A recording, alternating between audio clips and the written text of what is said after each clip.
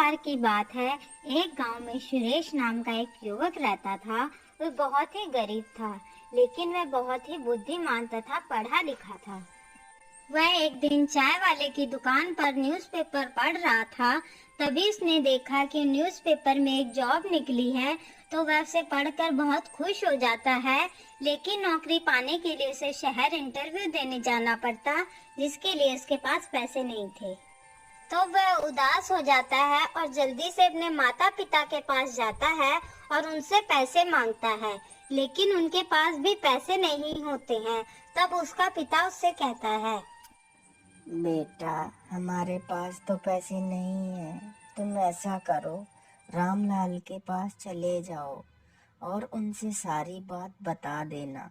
हो सकता है वो तुम्हें कुछ पैसे दे दें। पिता की यह बात सुन सुरेश रामलाल के पास पहुंचता है और उसको सारी बात बताता है। तो रामलाल कहता है, अरे नहीं नहीं, अब मैं तुम लोगों को एक पैसा भी नहीं दे सकता। मैंने पहले से ही तुम लोगों को इतना सारा कर्ज दे रखा है, अब और नहीं दे सकता।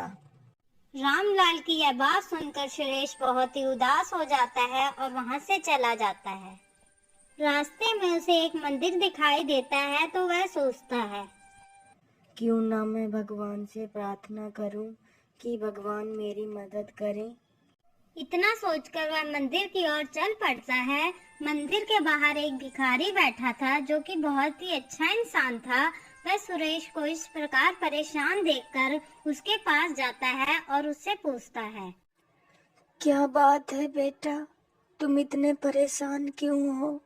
तो सुरेश उसकी तरफ देखता है तो उसे पता चलता है कि वह एक भिखारी है।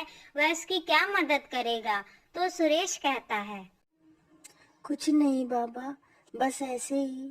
खैर आप छोड़ो, आप आराम करो। आप खुद इतनी मुसीबत में हो, आप मेरी मदद क्या करोगे? यह कहकर सुरेश वहां से जाने लगता है। तो फिर भिखारी उसे आवाज देता है और कहता है, बेटा, तुम मुझे बताओ तो, तुम्हें क्या परेशानी है? शायद मैं तुम्हारी कुछ मदद कर सकूं। भिखारी के बार बार पूछने पर सुरेश उसे बताता है, बाबा, आज मेरा इंटरव्यू है और मुझे इंटरव्यू के लिए शहर जाना है, लेकिन मेरे पास पैसे नहीं है। मैं क्या करूं? फिर भिखारी कहता है, तुम परेशान मत हो बेटा, ये कुछ पैसे हैं। ये पैसों से तुम आराम से शहर जा सकते हो। मुझे क्या, मैं तो अपनी जिंदगी जी चुका हूँ। ये पैसे ले लो और जल्दी से अपना इंटरव्यू पूरा करो। यह सुनकर सुरेश बहुत खुश हो जाता है और वहां से चला जाता है और शहर पहुंचकर इंटरव्यू देता है और इंटरव्यू में पास हो जाता है। घर वापस लौटते वक्त वह सोचता है, मैं भिखारी बाबा के लिए मिठाई खरीद लेता हूँ। मैं ये खुशखबरी सबसे पहले उन बाबा को ही सुनाऊंगा। इतना सोचकर वह एक मिठाई की दुकान पर जाता है और मिठाई खरीदता है। फिर गांव की तरफ निकल पड़ता है। फिर वह गांव पहुंचकर उसी मंदिर के पास जाता है, तो देखता है जिस स्थान पर भिखारी बैठता था उस स्थान पर बहुत भीड़ लगी हुई है। यह देखकर सुरेश वहां जाता है तो देखता है वह भिखारी मर चुका है और लोग आपस में बात कर रहे हैं। बेचारे के पास आज दवाई खरीदने के पैसे नहीं थे, इसीलिए बेचारा दवाई ना खरीद सका और मर गया।